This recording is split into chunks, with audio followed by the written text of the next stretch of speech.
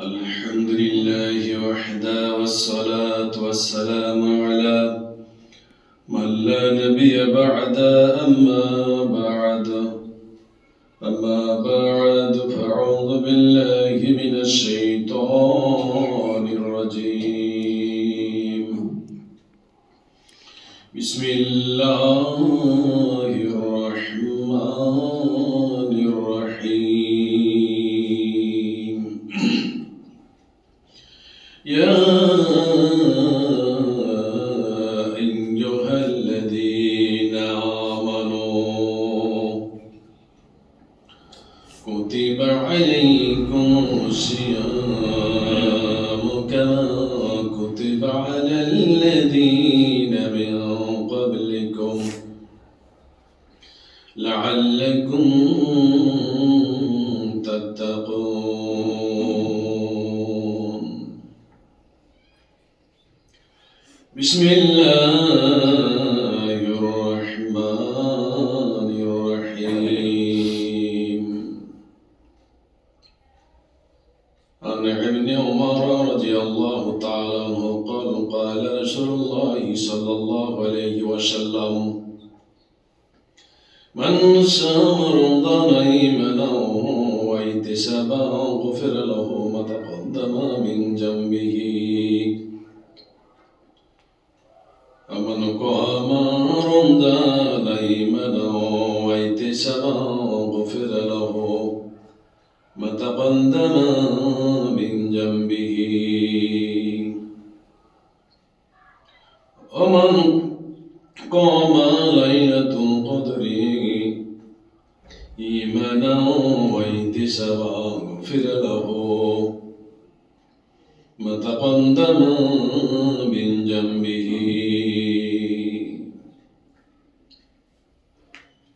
بارك الله لكم في القرآن العظيم ونفع إياكم بآيات وذكر الحكيم فإنه تجاوز الكريم والروح الرحيم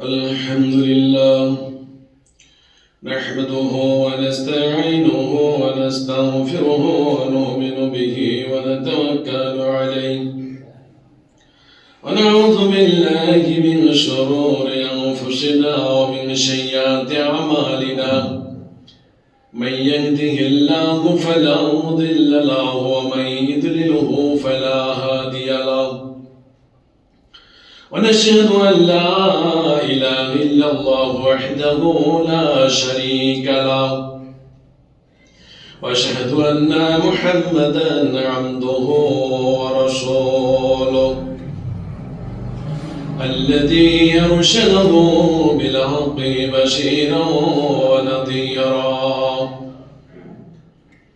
وداعيا إلى الله بإذنه وسراجا منيرا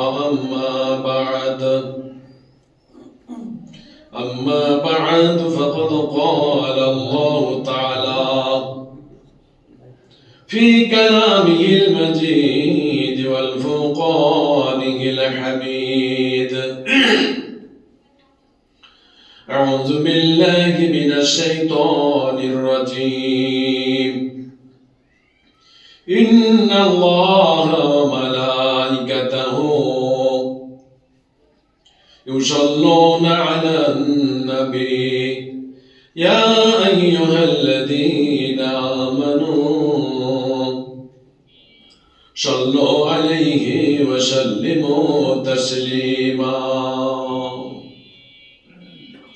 اللهم صل على محمد وعلى آل محمد كما باركت على إبراهيم وعلى آل إبراهيم إنك حميد مجيد اللهم بارك على محمد وعلى آل محمد كما باركت على إبراهيم وعلى آل إبراهيم إنك حميد مجيد উপস্থিত মুসল্লিবৃন্দ, আমরা খুতবার শুরুতে এসে মহান আল্লাহ দরবারে শুকরিয়া আদায় করি যে আল্লাহ তাআলা আমাদের উপরে একটি মাস সিয়ামকে ফরজ করেছেন। এটা আমাদের জন্য একটা বড় উপহার, বড় হাদিয়া। এত বড় হাদিয়া আমরা পেয়েছি, তারপর অনেকে হতভাগা হয়তো সেগুলি প্রত্যাখ্যান করছে। তারপর আল্লাহ আমাদেরকে সাইম হিসেবে কবুল করেছেন, এই জন্য আল্লাহ দরবারে আমরা শুকরিয়া আদায় করি আলহামদুলিল্লাহ। শত কোটি দরুদ এবং সালাম বর্ষিত হোক সেই রাসূলের উপরে, যে রাসূল কিয়ামতের মাঠে উকালতি করবেন আর কেউ না, আর কোন নবীও না, কোন রাসূলও না। আমরা সে রাসূলের উম্মত। আমরা যদি পৃথিবীর বুকে রাসূলের উম্মত পরিচয় দিতে পারি, রাসূলের কথা কাজ মতো সাপোর্ট অনুযায়ী চলতে পারি, তাহলে কিয়ামতের ময়দানে আমরা মাথা উঁচু করে দাঁড়াতে পারবো রাসূলের সামনে এবং বলতে পারবো, আল্লাহ রাসূল, আমরা হলাম বা আমি হলাম আপনার উম্মত। আর যদি আমরা পৃথিবীর বুকে রাসূলকে তোয়াক্কা না করি, যে রাসূলকে পৃথিবীতে ইসলাম ধর্মের যাবতীয় কাজগুলিকে পূর্ণতা করার জন্যই আল্লাহ পাঠিয়েছিলেন, আমরা যদি সে রাসূলকে তোয়াক্কা না করে আমরা নিজের খেয়াল খুশি মতো আমরা প্রথা অনুযায়ী, বাপদাদার প্রথা অনুযায়ী যদি আমরা জীবনটাকে অতিবাহিত করি, তাহলে কিয়ামতের ময়দানে যখন আমরা রাসূলের উম্মত বলে যখন এগিয়ে যাব, আমাদের সামনে পর্দা পড়ে যাবে, লাভ হবে না। রাসূলের উম্মত হয়ে লাভ হবে না, নিজের খেয়াল খুশি মতো ইবাদত বন্দী করে লাভ হবে না। এইগুলি আমাদের জাহান্নামে যাওয়ার কারণ হবে। তো যাই হোক, তারপরেও আল্লাহ তাআলা আমাদেরকে রাসূলকে বুঝার, চেনার, রাসূলের মতো কাজ কর্ম করার এবং বুঝার তৌফিক দান করেছেন। এই জন্য ঈশ্বর আল্লাহর দরবার সে রাসূলের উপরে আমাদের সংক্ষেপে দুরূদ এবং দোয়া আমরা সবাই বলি, আল্লাহুম্মা আমিন, আল্লাহুম্মা সাল্লি আলাইহি, আল্লাহুম্মা বারিক আলাইহি। আমি আপনাদের সামনে একটি সূরা বাকারা থেকে আয়াত তেলাওয়াত করেছি আর একটা হাদিস। তো হাদিসটা আমি উমরের নাম দিয়ে সমত আবু হুরায়রা হাদিসটা আছে, এই হাদিসটা আবু হুরায়রা হবে বর্ণনা করেছেন। যে তিনটা কথা বলেছেন হাদিসটাতে, যে ব্যক্তি ঈমান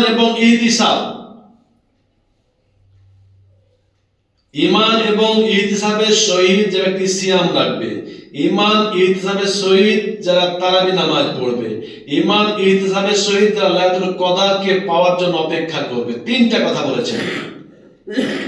সমস্ত হাদিসটা আবু হুরায়রা, আমি অতঃপর বললাম আবু হুরায়রা হবে।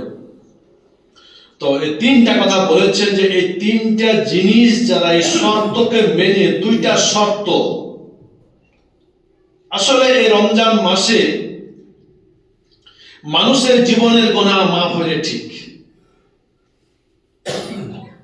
তবে দুটি শর্তকে মানতে হবে। দুটি শর্তকে পালন করে যিনারা এই একটি মাস সিয়াম রাখতে পারবেন, ওনারা 100% নিশ্চিত হন যে আপনার বয়স যাই হোক না কেন,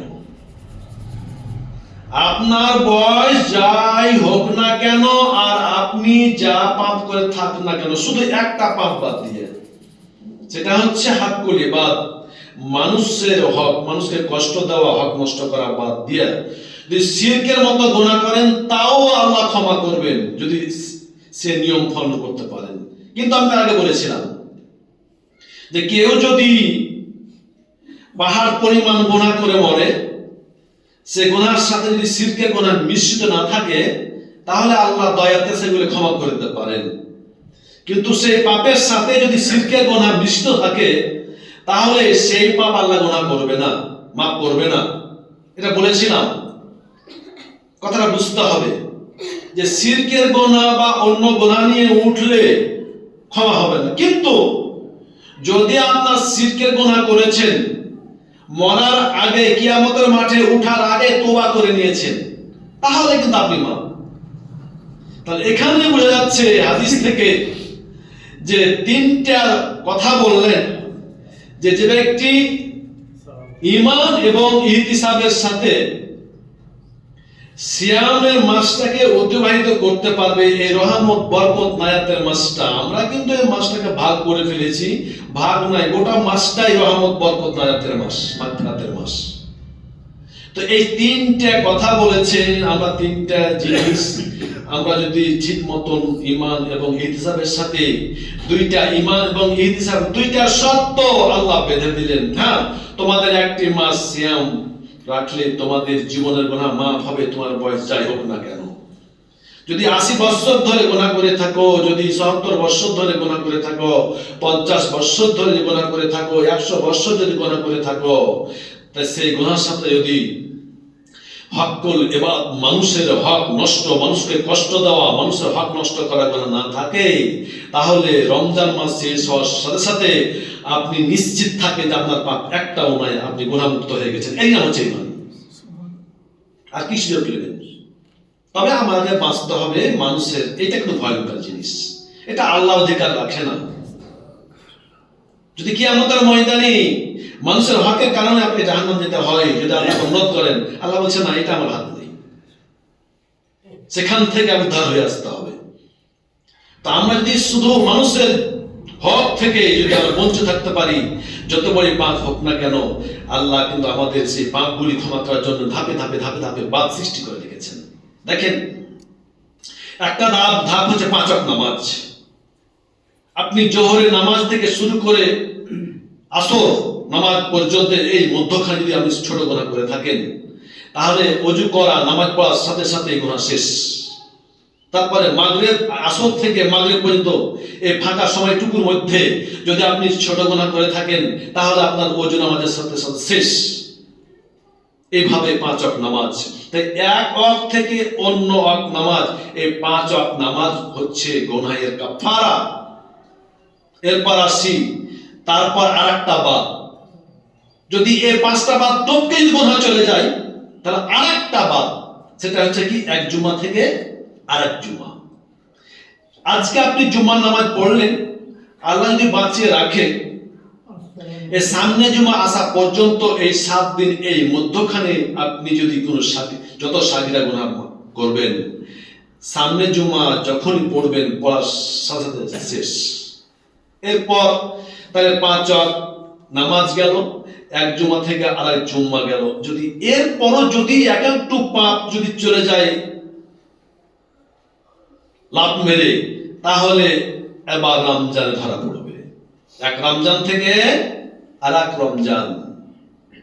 এইভাবে মানুষের পাপগুলিকে শেষ করার ব্যবস্থা আল্লাহ করেছেন। এরপরও মানুষ জাহান্নামে যাবে, এরপরও মানুষ জাহান্নামে যাবে। সাহাবীরা রাসূলকে জিজ্ঞেস করলো, ইয়া রাসূলুল্লাহ, আল্লাহ মানুষকে, পৃথিবীর কোন মাখলুক, যতগুলো মাখলুক সৃষ্টি করেছে, কোন মাখলুককে আল্লাহ নিজ হাত দিয়ে সুন্দর করে টিপে টিপে সুন্দর জ্ঞান দিয়ে সৃষ্টি করেনি। একমাত্র মানুষকে সৃষ্টি করার সময় আল্লাহ 2 হাত মোবারক ব্যবহার করেছেন, আর আল্লাহর জ্ঞান থেকে মানুষের ভিতরে জ্ঞান ঢোকাচ্ছেন। এইগুলি অন্য মাখলুককে দেওয়া হয়নি।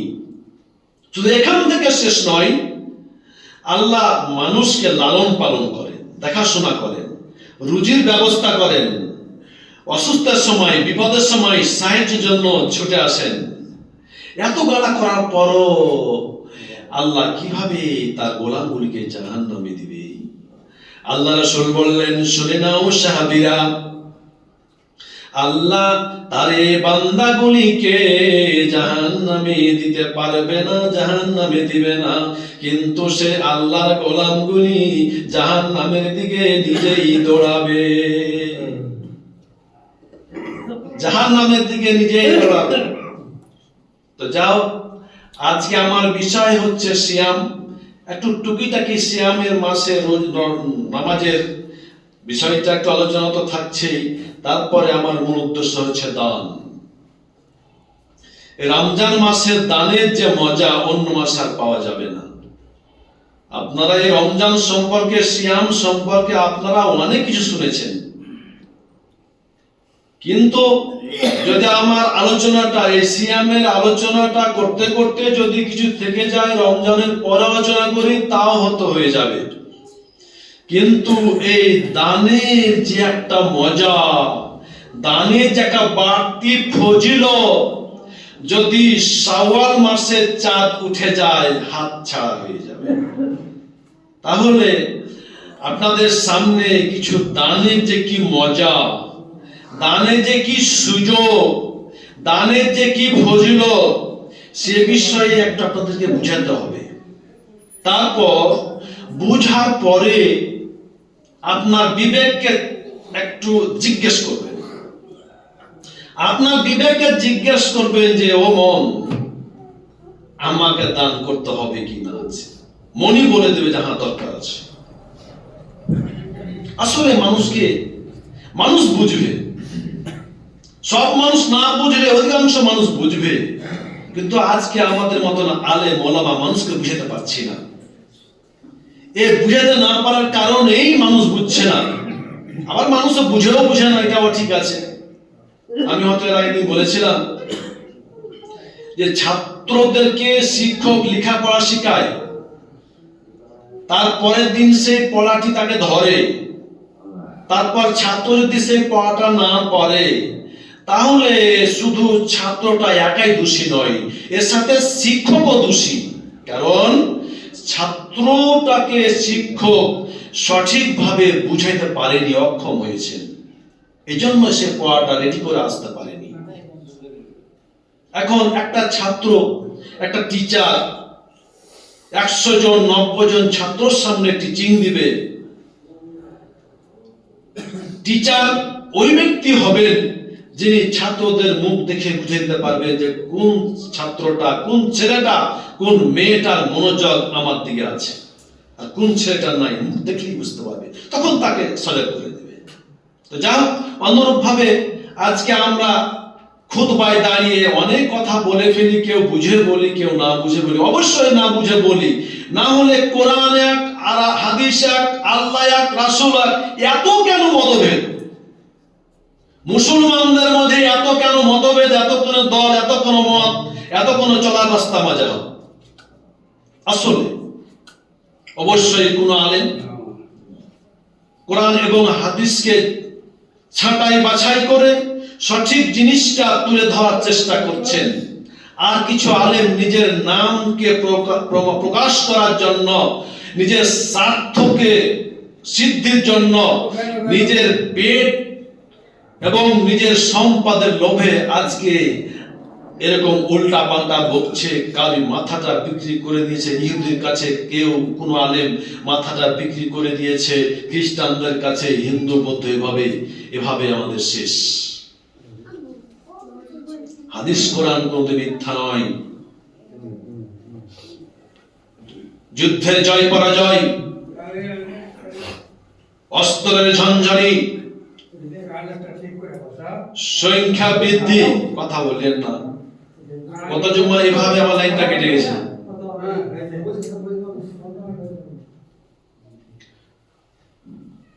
অস্ত্রের শক্তি দিয়ে যুদ্ধের বিজয় আসে না, যুদ্ধের বিজয় আসে আল্লাহর পক্ষ থেকে। ইমানদারদেরকে আল্লাহ সাহায্য করে, তার প্রমাণ সূরা, ছোট্ট একটা সূরা নসর, ইজা জা নাসরুল্লাহ, অর্থ পড়ে নেবেন। ইজা জা নাসরুল্লাহ ওয়াল ফাতহু ওয়া রাআইতান নাস ইয়াদখুলুনা ফি দীনিহি আফওয়াজা ফাসাব্বিহ বিহামদি রাব্বিকা ওয়াস্তাগফির ইন্নাহু কানা তাওয়াবা। যখন মক্কা বিজয় হলো, কই এর আগে তো মক্কায় কোন মুসলমান আল্লাহ রাসূল ডাইরেক্ট নামাজ পড়তে পারে, ইসলাম প্রচার করতে পারেন, তিনি সেখান থেকে পলায়ন করেছিলেন মদিনাতে, তারপর তো মক্কা বিজয় করলেন। যখন মক্কা বিজয় হয়ে গেল, তখন সাহাবারা খুশি, কথা বললেন না জি, সাহাবারা খুশি। আল্লাহ রাসূলকে বলছেন, ইয়া রাসূলুল্লাহ, আমরা একটু বিজয় মিছিল করি, আনন্দ মিছিল করি, আমরা বিজয় লাভ করেছি। আল্লাহ রাসূল বললেন, বিজয় মিছিল করা না করার হুকুম দেওয়ার মালিক আমি নই, আল্লাহ। আল্লাহর পক্ষ থেকে খবর না আসলে আমি কিছু বলতে পারবো না, তো অপেক্ষা করো। আল্লাহ সাথে সাথে জিবরাইলকে দিয়ে রাসূলের কাছে খবর পৌঁছে দিলেন, সূরা নসর নাযিল করে দিলেন। অর্থ পড়ে নেবেন। আয়াত নাযিল হয়ে গেল, সূরা নাযিল হয়ে গেল। আল্লাহ রাসূল বললেন, ও সাহাবারা শোনো, তোমরা বিজয় মিছিল কেন করবে? বিজয় মিছিল কেন করবে? আল্লাহর পক্ষ থেকে যখন সাহায্য এসেছে, ইজা জাআ রাসূলুল্লাহি ওয়াল ফাত, যখন সাহায্য হয়েছে তখন তো তোমরা বিজয় অর্জন করতে পেরেছো, তা তো পারোনি। অতএব তোমাদের বিজয় মিছিল চলবে না। তোমার কাজ কি? ওয়াইতান নাশাত খুনা ফিদিল্লাহি আফওয়াজা, তখন তো মানুষেরা দেখো দলে দলে ইসলামে ঢুকছে। আল্লাহ সাহায্য এসেছে বিধায় তোমরা বিজয় অর্জন করেছো, বিজয় অর্জন করেছো বিধায় মুসলমানরা দলে দলে ইসলামের মধ্যে ঢুকতে আরম্ভ করেছে। অতএব তোমাদের এই বিজয়কে যদি স্থায়ী করতে হয়, টিকসই করতে হয়, তাহলে তোমাদের কাজ হবে ফাসাব্বিহ, বেশি বেশি আল্লাহ তাসবিহ করো, বিহামদি, বেশি বেশি আল্লাহর প্রশংসা করো, ওয়াস্তাগফিরুহু, বেশি বেশি আল্লাহর কাছে তওবা করো। কারণ আল্লাহর সাহায্যের মাধ্যমেই তোমরা আজকে এই সম্মান পেয়েছো। বিজয় মিছিল করার কোনো অধিকার নাই। তো অস্ত্রে ঝনঝনি সংখ্যাগরিষ্ঠ সৈনিকের মাধ্যমে যুদ্ধের বিজয় আসে না, বিজয় আসে আল্লাহর পক্ষ থেকে। আল্লাহ যখন সাহায্য আসবে তখনই বিজয় আসবে। তো আজকে বিজয় আসে না কেন? কেন ফিলিস্তিন মরে শেষ? কেন সারা বাংলাদেশের মুসলমানরা এত আতঙ্কের মধ্যে আছে? আজকে আমাদের ঈমান নাই। ঈমান নাই বিধায় আল্লাহর সাথে কথা বলার, দোয়া কবুলের বা যোগাযোগের ব্যবস্থাটা, লাইনটা কেটে গেছে, ফোনের লাইনটা কেটে গেছে।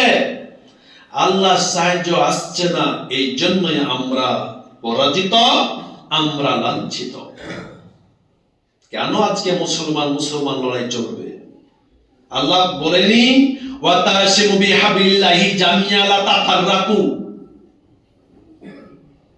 তোমরা খবরদার ফারাক হইও না, মুসলমান দলাদলি করিও না, বিভক্ত হয়ে যেও না, তোমরা ঐক্যবদ্ধ ভাবে চলো।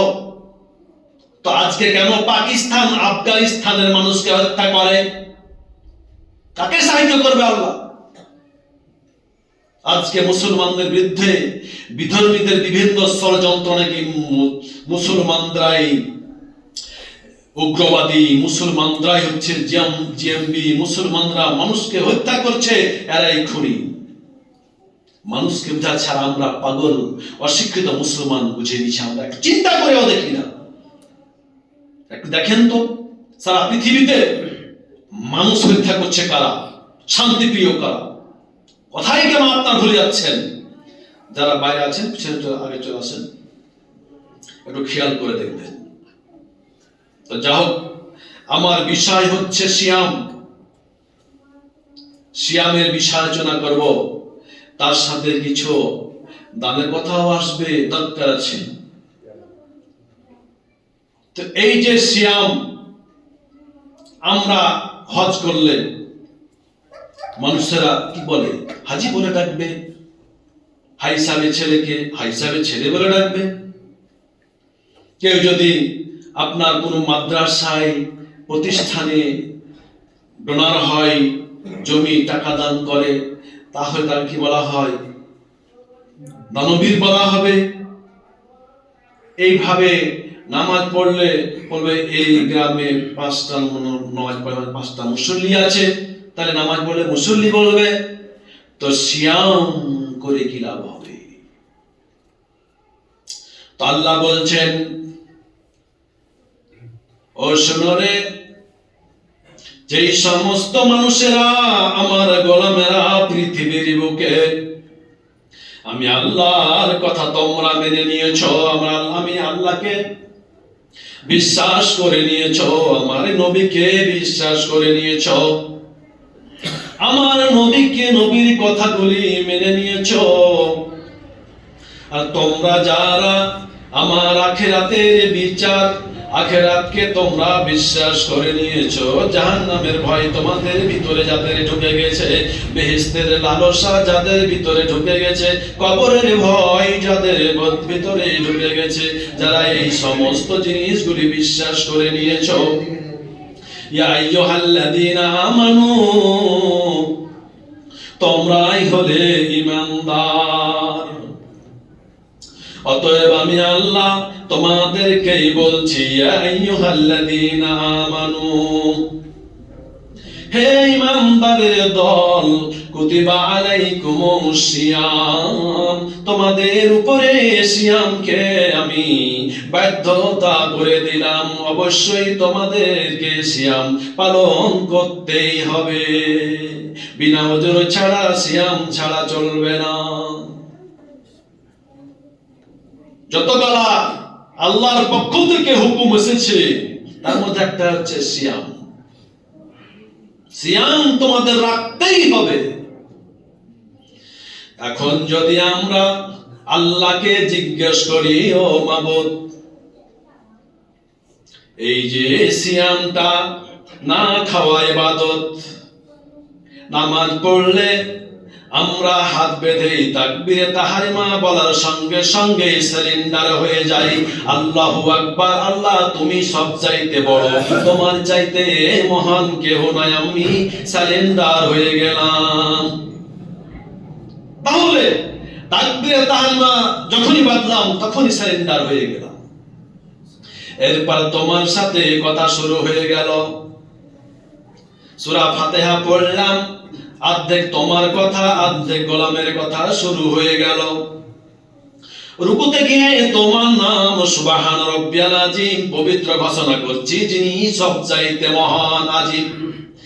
সিজদাতে গিয়ে বলছি, তো এই নামাজে রুকু সিজদাতে তোমার তাসবিহ, তোমার বড়ত্ব ঘোষণা চলছে, তোমার সামনে সিজদা করছি আমি গোলাম, তুমি মনিব, এটা প্রমাণ হয়ে যাচ্ছে।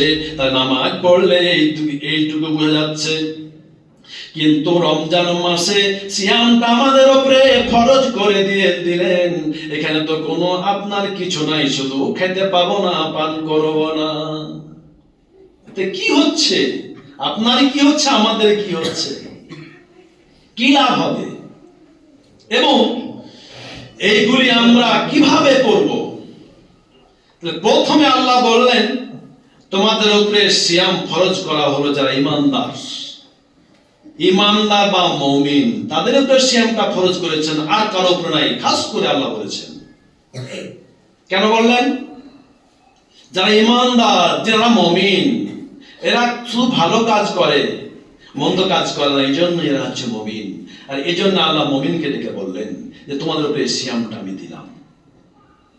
আমরা বলছি, আল্লাহ তুমি যে সিয়ামটা দিলে, নামাজ দিয়েছ, আল্লাহ রাসূল জিবরাইলের কাছ থেকে শিখে আমাদেরকে শিক্ষা দিয়েছেন, আমরা এখন সিয়ামটা কেমন করে করব, কেমন করে করব? আল্লাহ বললেন, কামা কুতিবা আলাল্লাযীনা মিন ক্বাবলিকুম, যেমন করে তোমাদের পূর্বপুরুষদের উপর আমি সিয়াম দিয়েছিলাম, যেমন ভাবে তারা আদায় করেছিল তোমরাও সেইভাবে আদায় করো। আমি শুধু তোমাদের উপরে দিইনি, তোমাদের পূর্বে আমি সিয়ামটা দিয়েছিলাম। এখন যদি আমরা বলি, মাবুদ রে, এই সিয়ামটা রেখে আমাদের কি হবে? আমরা কি সায়েম নাম হবে না আর কোন নাম হবে?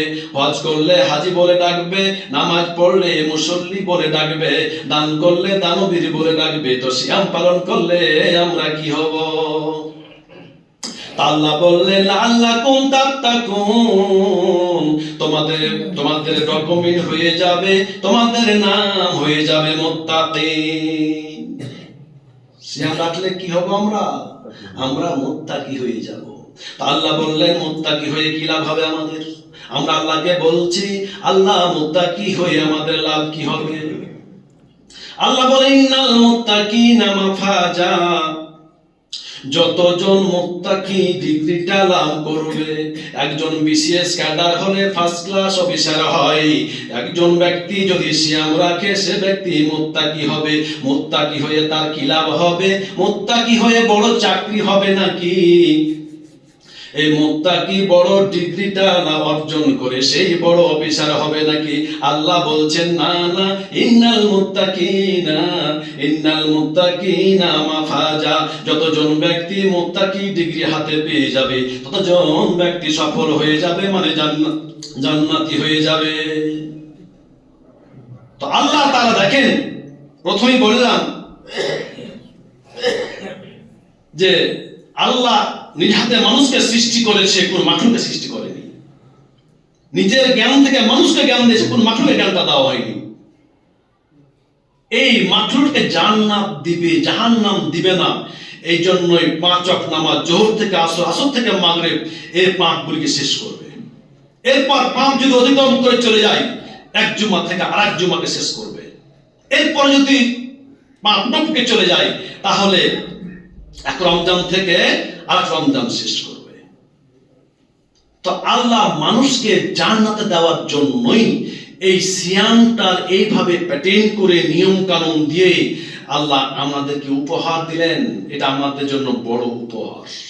তো এতগুলো উপহার দেওয়ার পর মানুষকে জাহান্নামে দিবে না, এর পরে যদি মানুষ জাহান্নামে যায়, তাই এর চাইতে কি হতভাগা আছে?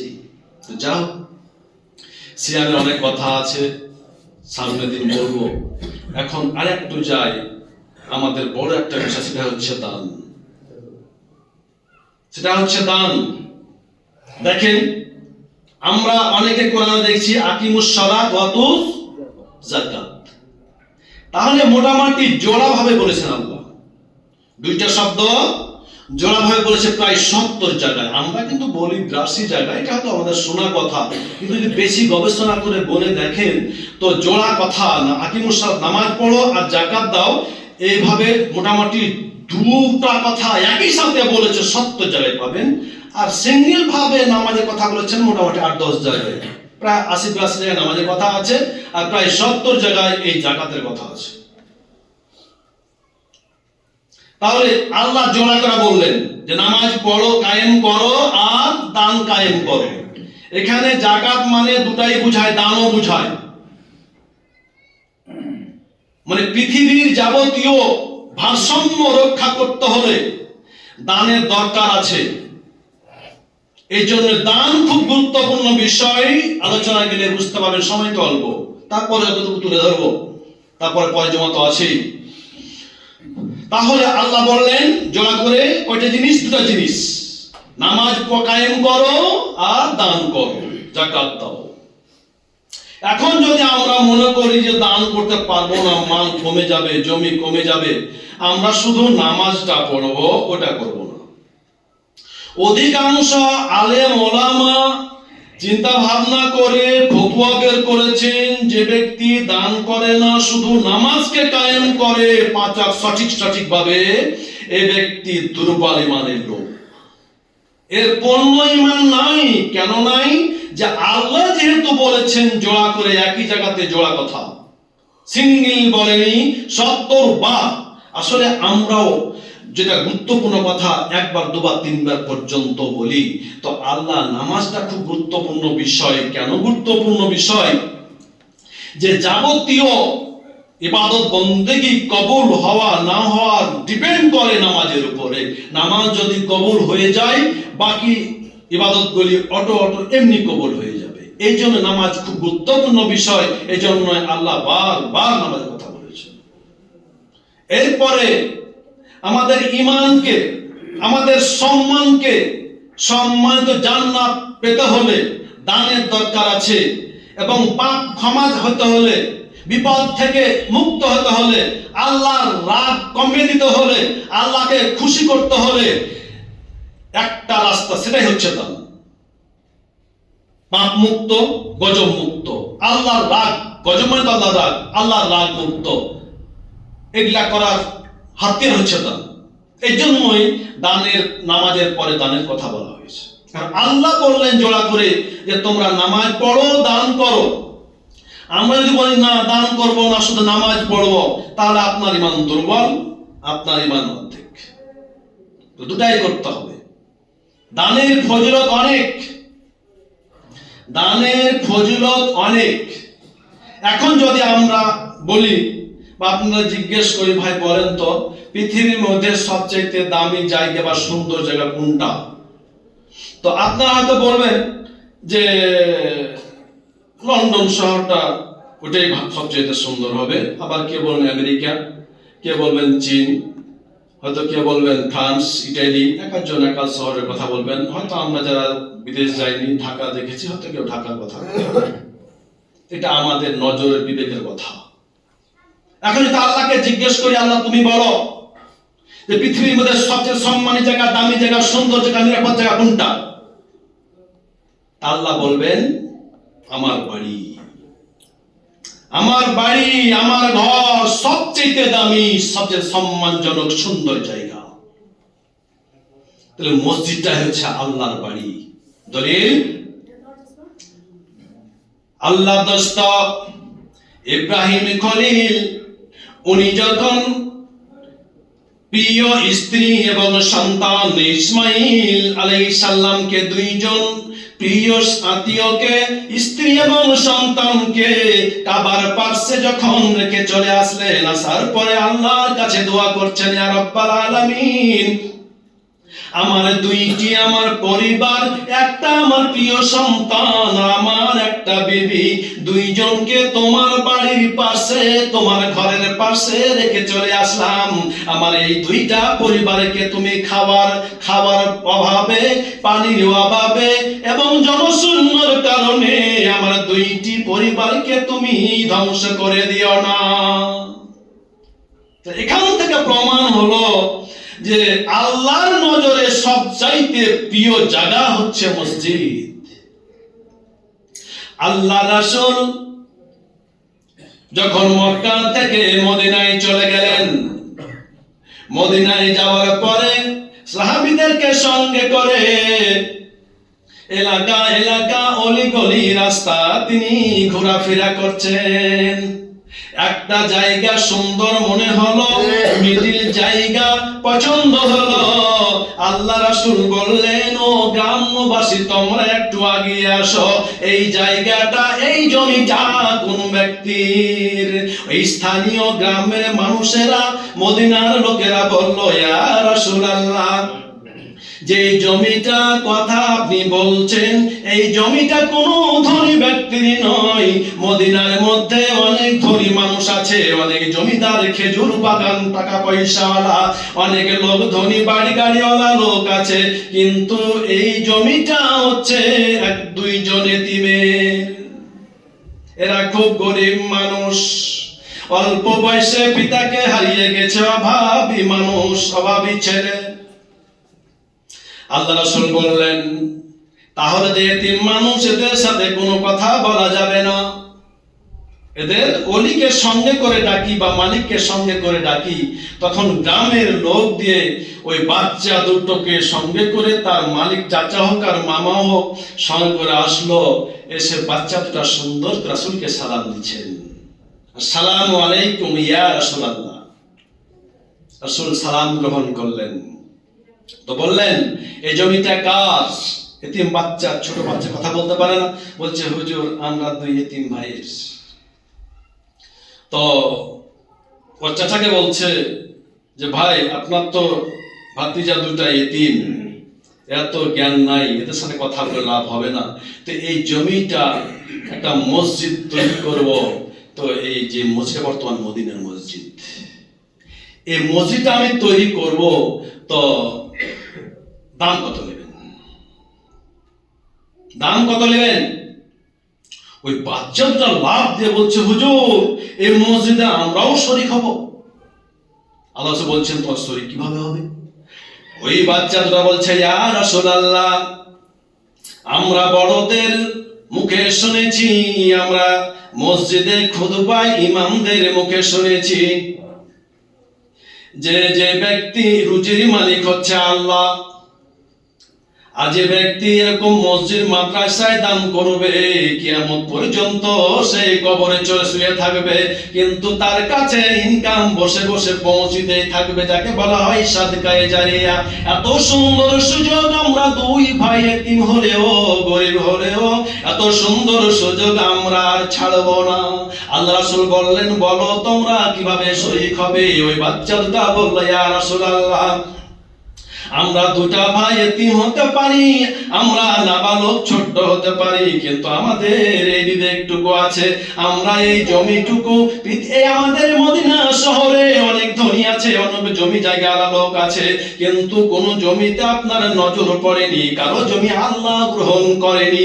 আমাদের দুইজন এতিম ভাই, আমরা গরিব মানুষ, আমাদের জমিতে আপনার নজর পড়েছে, আল্লাহ গ্রহণ করেছে, আমরা সমস্ত জমিটুকু আপনার মসজিদে নবী করার জন্য দান করে দিলাম। আসলে ভাই, লক্ষ লক্ষ টাকা থাকলে, 100 বিঘা জমি থাকলে দান হয় না, একটা ইমানি মন লাগে। দেখেন গরিব এতিম বাচ্চা, ছোট্ট বাচ্চা, তাদের কত বড় স্পিড। বলছে পৃথিবী এই মদিনায় অনেক ধনী, হাজার হাজার বিঘা 100 বিঘা সম্পত্তি আলা মানুষ আছে, বড় বড় মানুষ, শিক্ষিত জ্ঞানী মানুষ আছে, তাদের কথা জমিতে নজর পড়লো না। আল্লাহ রাসূল, আমরা এতিম মানুষ, অসহায় ছোট্ট গোলাম, গরিব মানুষ, আমাদের জমিতে আপনার নজর পড়েছে, তার মানে আল্লাহ আমাদের জমিকে কবুল করেছে। আমাদের জমি যতটুকু দরকার আমি দান করে দিলাম। দান করে দেওয়া হলো। সাহাবীরা আছে পাশে, উসমান, যে সময় উসমান খুব বড় ধনী মানুষ, বলছে, উসমান, জমি তো হয়ে গেল, এখানে একটা মসজিদ হবে, যে মসজিদটা হবে মদিনাতুল মুনাওয়ারা, তুমি এখন মসজিদের খরচের ব্যবস্থা করো। উসমান বলে, ঠিক দিয়ে দিলাম, ছোট্ট একটা মসজিদ হয়ে গেল। তারপর মানুষ বৃদ্ধি হতে যাচ্ছে, আল্লাহ ভাবলেন যে মসজিদটা বড় করা দরকার আছে। উসমান, সবাই তো গরিব, আবার মুখ খুঁজছি, তুমি আবার দাও, ঠিক আছে বড় করেন, জালে মারি দিলাম। এই করতে করতে বড় হতো আজকে মসজিদে নববী, যার পাশে আল্লাহ রাসূল শুয়ে আছে, আবু বকর ওমর শুয়ে আছে, যার পাশে জান্নাতুল বাকি, যেখানে দাফন হলে আযাব হবে না। 10,000 12,000 সাহাবী এসে পাশে শুয়ে আছে। ছোট্ট বাচ্চা দুনিয়া থেকে চলে গেছে, আজও তাদের নাম, আজও তাদের সব পৌঁছে দিয়ে আছে। কোটি কোটি টাকা দিয়ে, জমি দিয়েও তো লাভকারী হয়নি।